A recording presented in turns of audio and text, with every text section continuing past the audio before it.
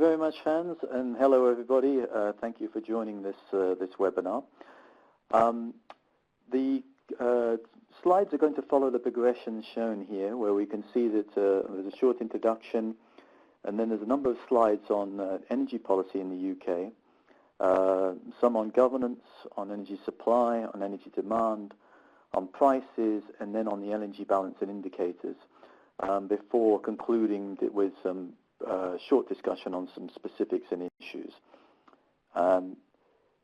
So just to give a quick snapshot of the UK in terms of some overall numbers, is a population of about 64 million, which is growing faster than the EU average. One of the highest population densities, around about 265 people per square kilometre. The GDP per capita is slightly above the EU average. Inflation was 2.5%, is now more around about zero at the current time. And about 39% of energy is imported into the UK. In terms of renewable energy resources, the UK has some of the best wind energy resources in the world, particularly good in Scotland and on the west side of the country, and the best in the European Union. It also has very high wave energy resources as well, although that's obviously less developed as an energy source, and extremely good, but again more limited tidal energy resources. On the solar side, it has relatively low resources compared to other countries, some of the lower solar resources in the EU, and you can see where they're concentrated on the map on the right here. In terms of fossil fuel resources, it has very extensive coal deposits, although they are becoming increasingly less relevant in the UK energy mix, as I'll be discussing later on. Also quite significant oil reserves, and much more modest gas reserves in terms of conventional natural gas, although there are actually believed to be very large amounts of shale gas in the UK, and that's a topic I'll also be discussing a little bit later. The UK has become, from 2013, a net importer of crude, of natural gas liquids and petroleum products. But the share of electricity generation from renewables is increasing, and electricity production from bioenergy is higher than onshore wind. Renewable capacity has more than doubled since 2012. The energy plans from the UK, we've chosen to take these back to 2007, which was framed under the previous Labour government. There have been many changes from that time, but it is interesting because there is also quite a large degree of consistency in energy policy, although there has been some recent deviations from previous lines. So in that time, the UK has moved from having a Labour government to having a coalition Conservative Lib Dem government, and now to having a purely Conservative government. And yet, a large part of the energy policy framed in the Labour government, dating back to 2007, still stands.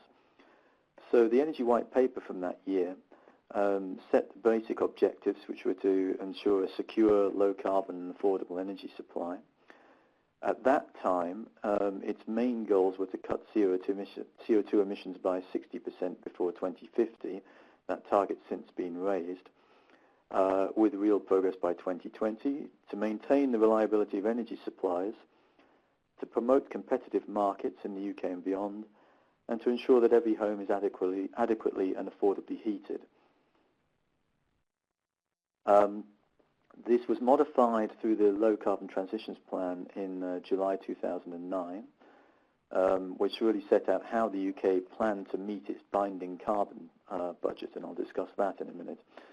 The emissions from the power sector and heavy industry were due to be cut by 22% of 2008 levels by 2020, using 40% of electricity from low carbon sources, aiming to have 30% of electricity, well actually this says production of 30% of electricity from low carbon sources, facilitating the building of new nuclear power plants, allocating £120 million to be invested in offshore wind and 60 million in marine energy. Cutting emissions from homes by 29% of 2008 levels and rolling out smart meters into every home by the end of 2020.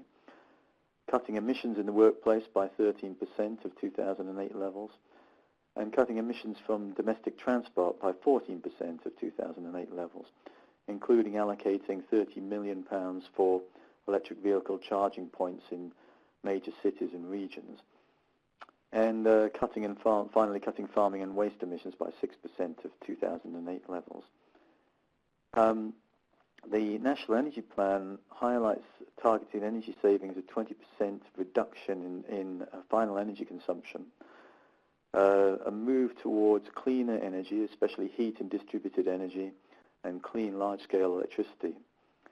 A move towards renewable electricity, but also maintaining power generation mix, including nuclear, as previously mentioned, and introducing carbon capture and storage to reduce emissions from fossil fuel power generation. Low carbon transport was through fuel efficiency increases, changing the modal mix between types of transport, and cleaning the fuels that are used, reducing the carbon imprint of the fuels. Various R&D and pilot projects in low-carbon technologies,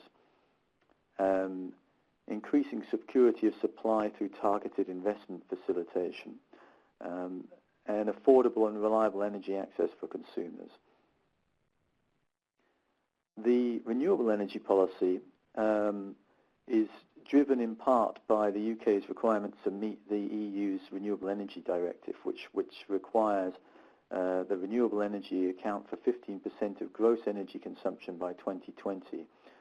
And the UK has considered this possible, but it's not bound to this particular part. It's only bound to the 15% target through attaining 30% production of renewable energy in electricity, a 12% renewable energy share in heating and cooling, and a 10% renewable energy share in the transportation sector. This is being facilitated through multiple financial, regulatory, and soft measures across all the sectors, which include an allocation of £30 billion in financial support until 2020.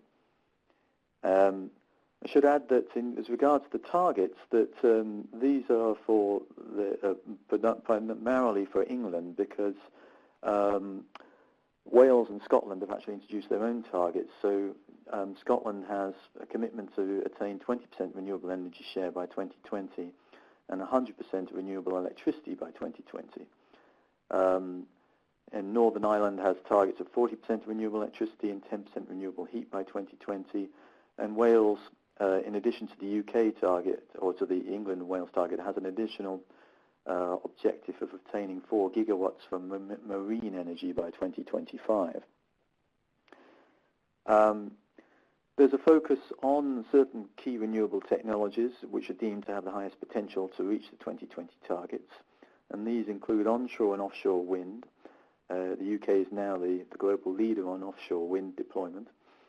Marine energy, as previously mentioned, for wave and with support for wave and tidal technology.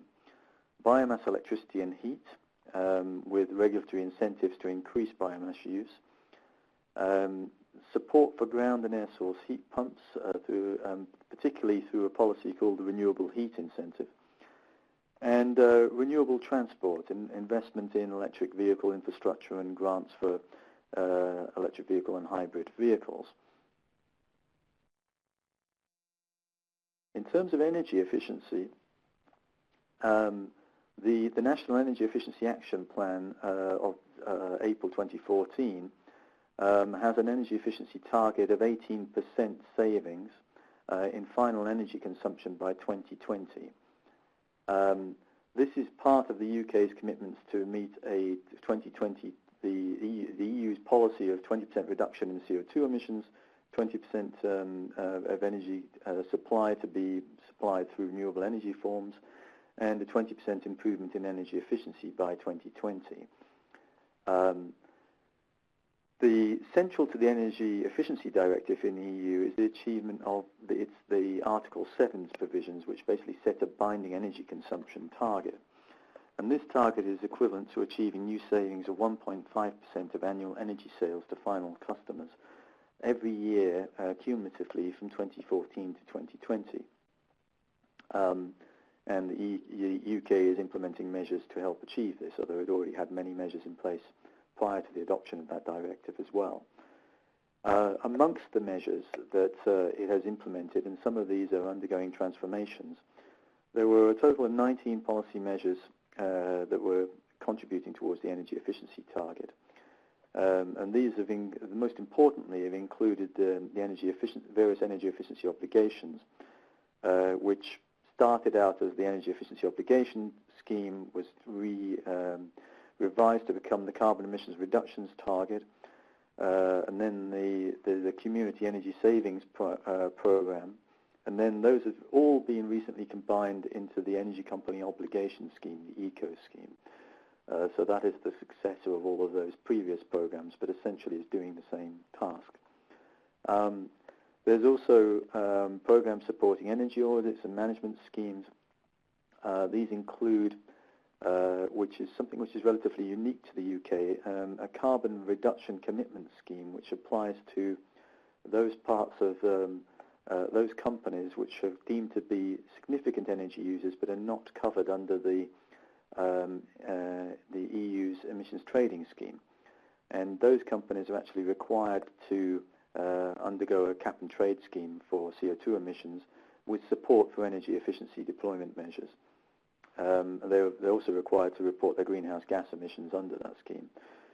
The companies also have obligations to display the energy consumption of their building stock and various other measures which are targeting them.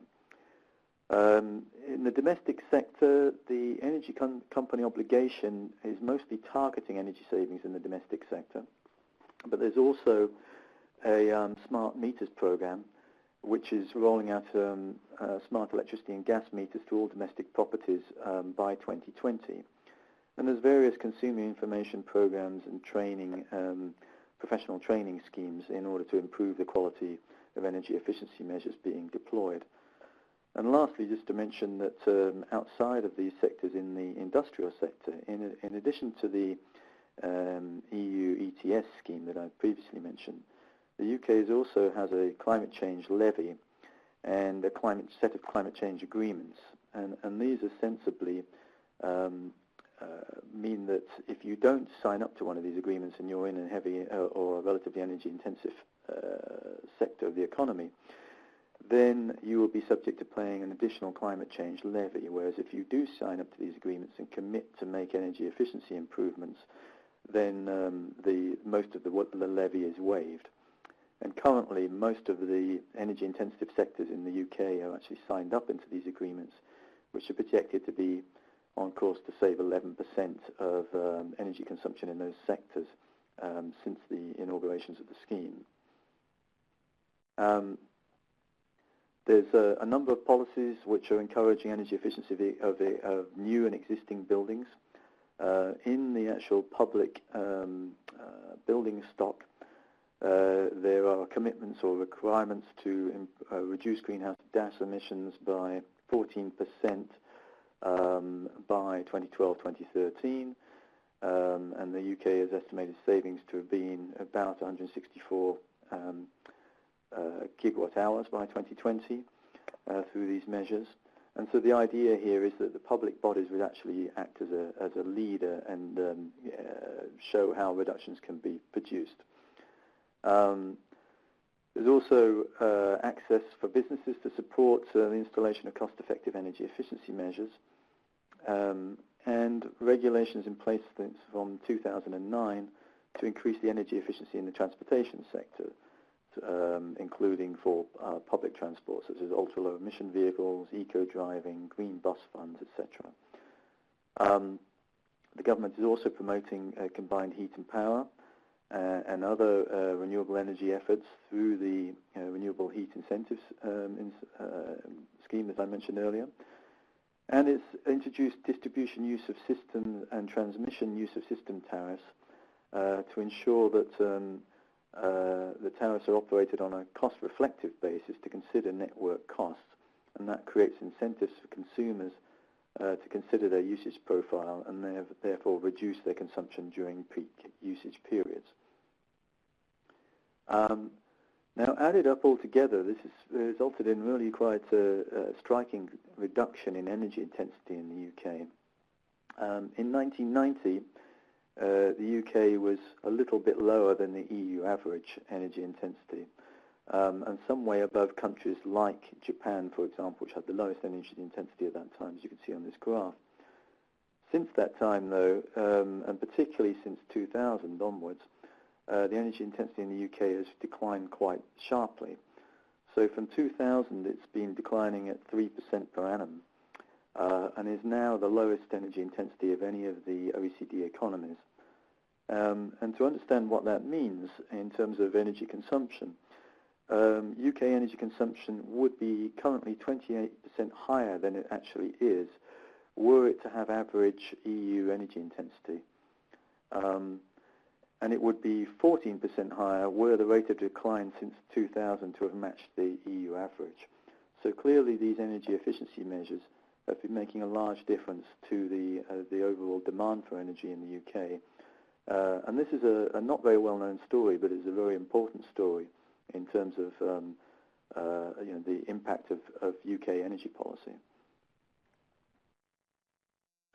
And the electricity sector, the British Electricity Trading and Transmission Agreements came into effect in 2005, and these established a UK-wide wholesale electricity market for Scotland, England and Wales. Well, I say UK, excluding the Northern Ireland. It also ensured a uniform system for generation, transmission, distribution and supply of electricity. In the case of transmission, the transmission networks act like a motorway system for power and enable the bulk transfer of high voltage electricity around the country. The system as a whole is operated by a single operator, the National Grid Electricity Transmission PLC, but the operator does not own the networks. They are owned by these companies, which are basically National Grid, Northern Ireland Electric Electricity Networks, SP Energy Networks, and Scottish and Southern Power, Energy Power. Distribution is managed by 7 distribution network operators, DNOs, which distribute by region in the UK.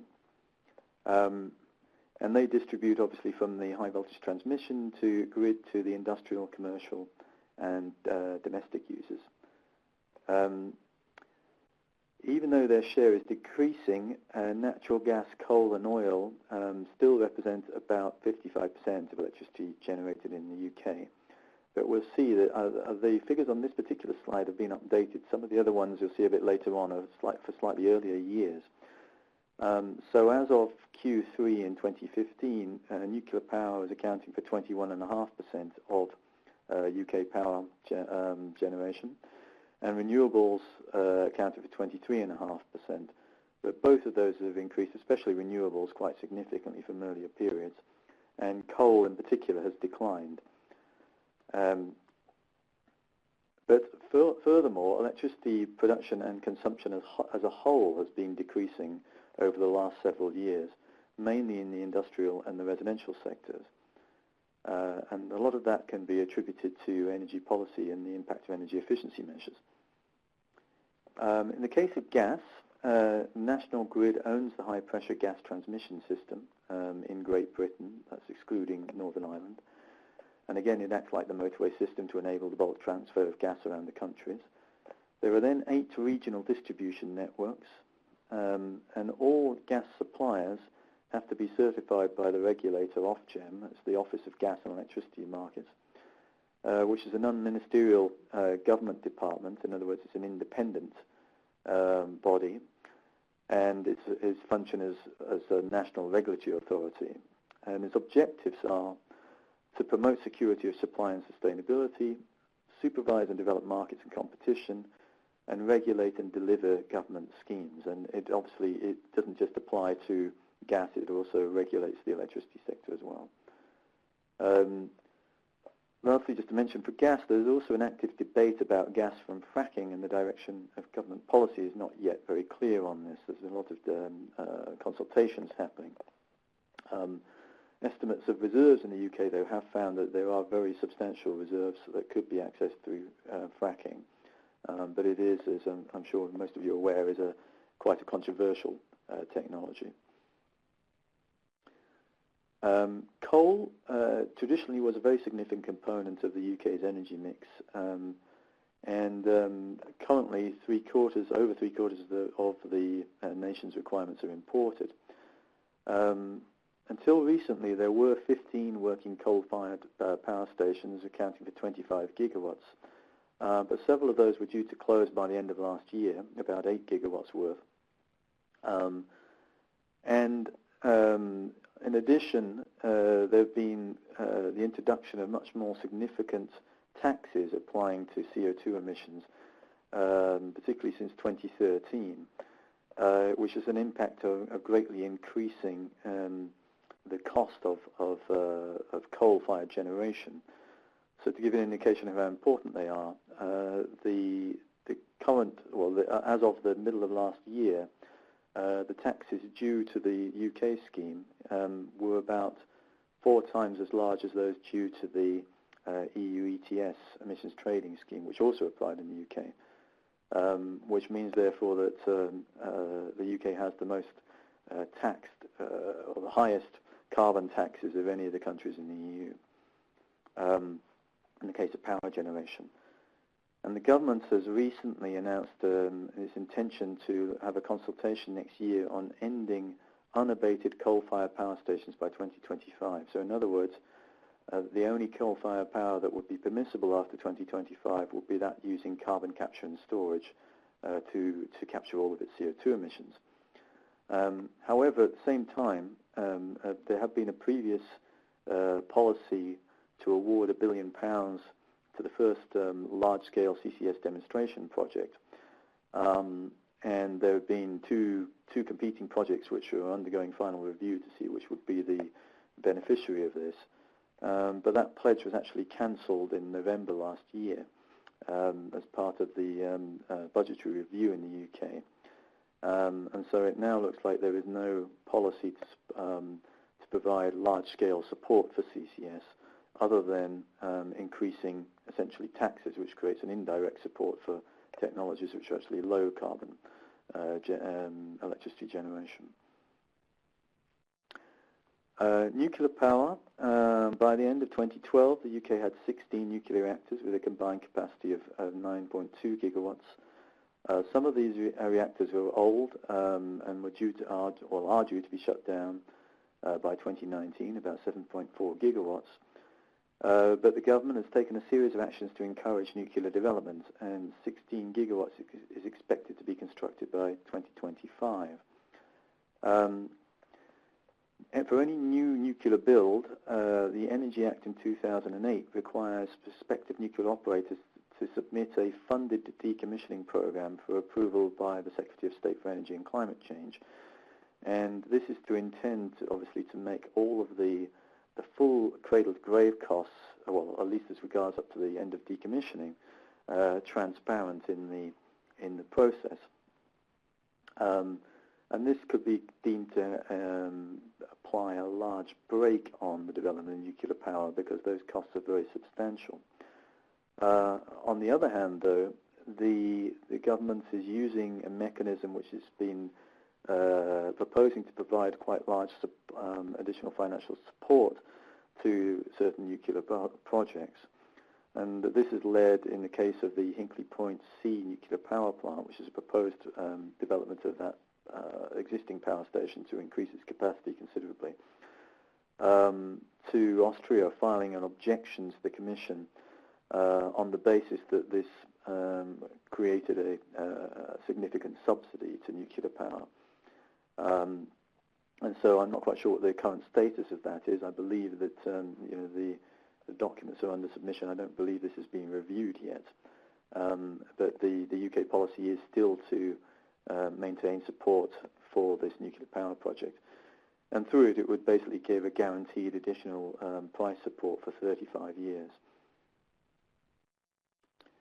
In the case of climate, as previously mentioned, the government's policy had been to, under the original Climate Change Act, to reduce emissions by 60% from 1990 levels by 2050. But this was amended to at least 80% a few years after the Act was first introduced. By 2012, the UK's emissions had fallen by 25% on 1990 levels, which meant that it met its international target under the Kyoto Protocol. I'll just find a note I have here which is not shown on this slide. The CO2 per capita in the UK reached about 7 tons of CO2 per capita in 2013, which is about 27% below 1990 levels.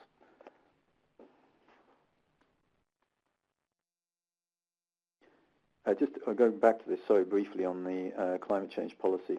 This regulation, the Climate Change Act, imposes obligations on the UK Secretary of State for Energy and Climate to ensure that they meet reductions of every 5-year period to the 2050 year time frame.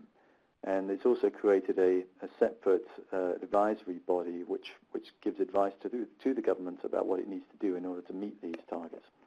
And it was one of the first countries to impose these kind of binding requirements and to impose legal obligations on secretaries of state to actually deliver these targets.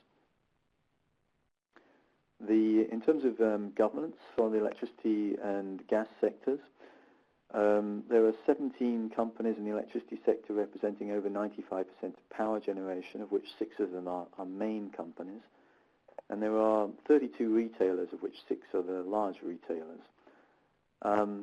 There is this HHI indicator of the degree of competition, and under this, essentially a completely uncompetitive market would have a score of 10,000, and a completely competitive market would have a score of 1. And so these HAI scores indicate how the power generation and the power retail markets, how competitive they are. They're not especially competitive viewed on that scale, but they are actually some of the most competitive markets in the EU, especially on the power generation side. The market value is about 34 billion euros, and the installed capacity about 85 gigawatts with peak load of about 56 gigawatts. In the case of gas, there are 23 entities bringing natural gas into the country, of which 6 of them are large companies. There are 36 retailers, of which with 7 main retailers. And the HHI for retail was slightly less competitive than the electricity sector, with a market value of about 20.7 billion euros. You can see on this graph the bars showing the changes in production in primary energy supply in the UK, which peaked around about the year 2000.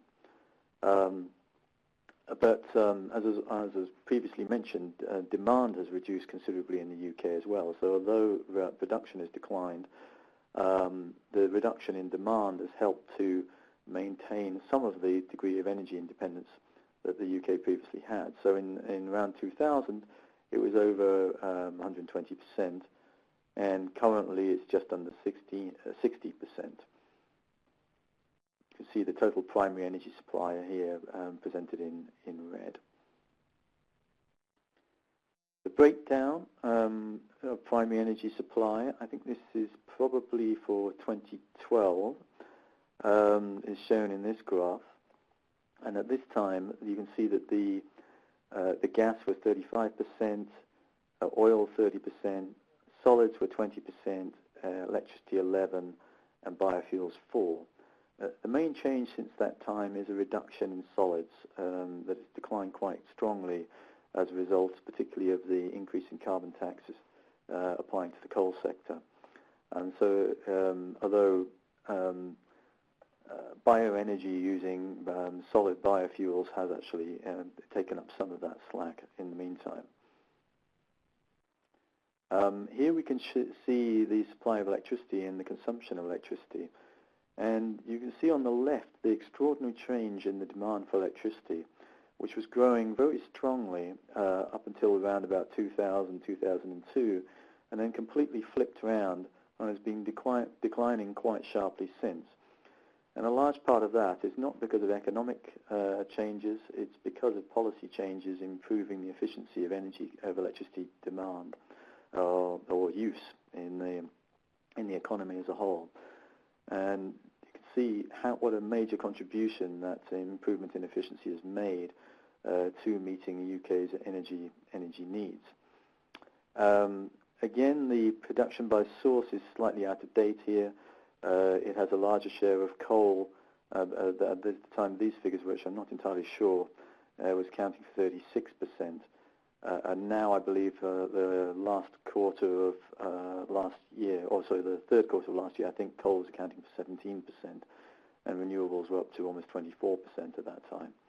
So there has been a big shift in this.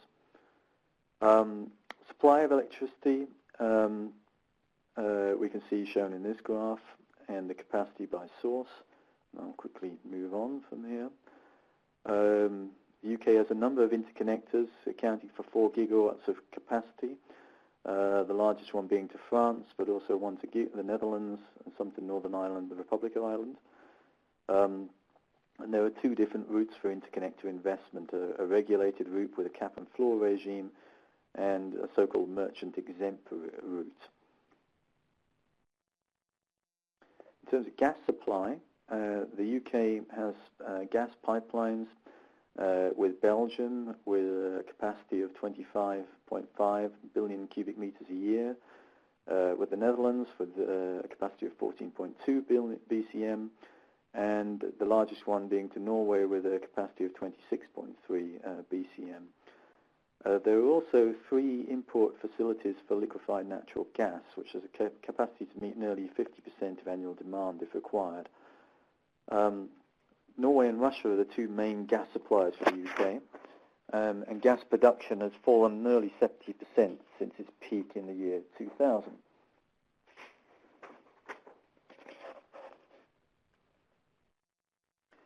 The Oil and Gas Authority is being transformed into a government company, which is due to take place next year, and it's responsible for undertaking the licensing, exploration and development functions for both offshore and onshore mining, including shale gas. In January last year, a supplementary charge tax, or the supplementary charge tax for new investments by oil and gas companies, was reduced from 32% to 20%, and this was to attempt to encourage investment in the UK's sources, particularly in the North Sea, which, because of the reduction in the oil price internationally, investment in those sectors has declined dramatically as a consequence. So the objective is to aim to boost oil production by 15% and to attract around about 5.5 billion euros in investments by 2019. UK's imports of petroleum products surpassed exports in the second quarter of 2013 and have been heading more towards a greater proportion of imports progressively. You can see total energy demand here and seeing how it flipped round from 2000 and started to decline. Partly there was a sharper decline prior to 2011 because of the downturn in the economy and the global economic crisis. And I'm not quite sure what it's done in the last couple of years, in that although the energy intensity indicators I showed earlier suggested that the improvement in intensity was continuing. And we can see that about a third of consumption is in transport, about a third in the residential sector, 20% in industry, 13% in services, and 1% in agriculture. Industrial consumption is shown in this figure, and we can see that gas and solids account for the, electricity, and gas and electricity account for the largest proportion, then followed by oil. Transport is obviously dominated by oil, with electricity accounting for about 1% and biofuels and waste about 2%. In the services sector, electricity is the largest proportion, 52% and 41% for gas. And in the residential sector, is dominated by space heating, and gas is the primary fuel for that. So it accounts for 66% of final consumption. And then 25% is for electricity and another 6% for heating oil. The National Energy Bill totaled 151 billion euros, of which the largest proportion, slightly over half, was for oil. And then the next biggest tranche, 47 billion euros, is for electricity, and then for gas, 25 billion euros. And we can see that transport dominates this with 72 billion, and households and services, the next most important, 61 billion, of which households is the most important within that. Taxes. The UK heavily taxes consumption of oil in the transport sector, so levies a tax of 60% on average, 59% on diesel, 61% on gasoline. 20% is levied taxes on industry and 21% for household and services for oil. Electricity, the average tax is about 4%, and gas, the average taxes are again 4%. When we look at the electricity prices with respect to its neighbours, this shows how they've changed from 1980 to 2014. And it also shows the so-called Z-score in the right-hand part of this graph. Now, the Z-score essentially looks at the global average electricity price and then indicates the numbers of standard deviations that the country in question's electricity price differs from the global average. So we can see that in 2014, the UK was 0.91 higher, the electricity price, 0.91 standard deviations of the global average higher than the global average. But is reasonably competitive against its neighbours. And similarly with gas price, in 2014 it was just below the global average, but relatively competitive compared to its neighbours.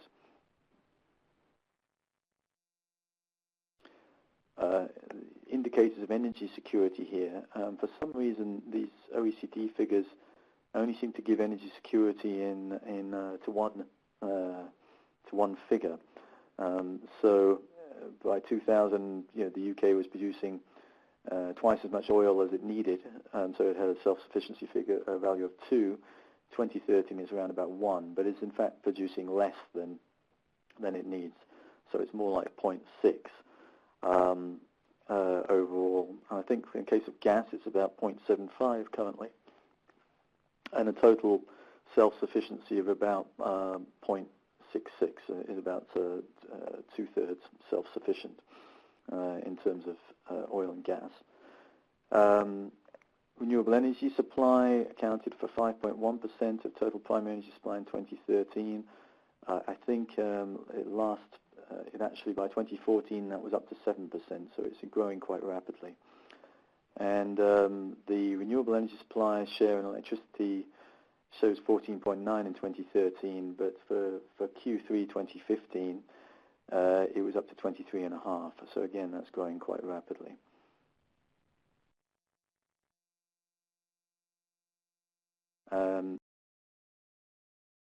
The environmental, you see here how the tons of CO2 per capita have changed, come down dramatically since 1970, but even since 2010, it's now below the most recent figures for, I think, for 2014 are below 7 CO2 tons per capita.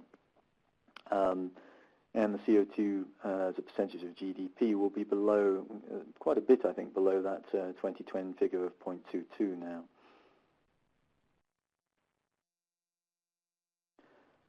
This graph this table shows the simplified energy balance for the UK, and we can see how it's evolved over time.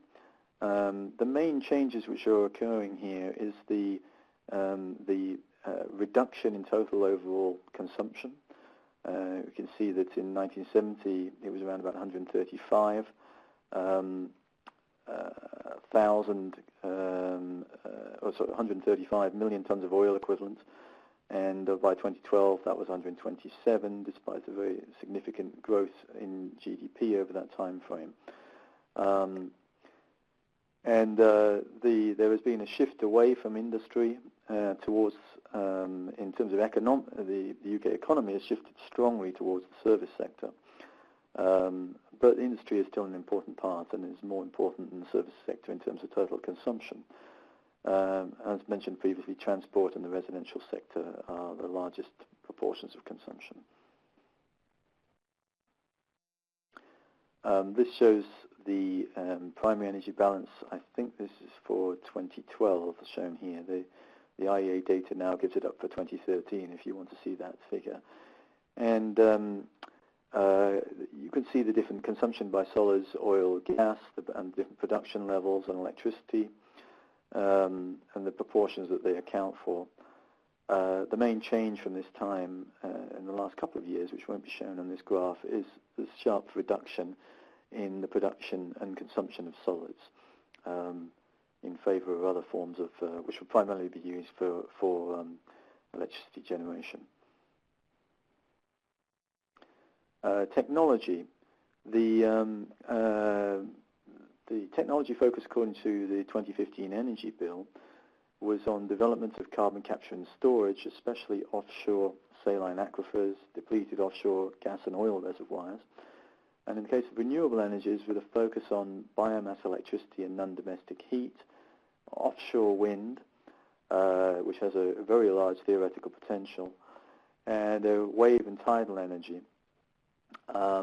ground source heat pumps, and then development of nuclear power and improving home energy efficiency, including fully deploying smart meters by 2020.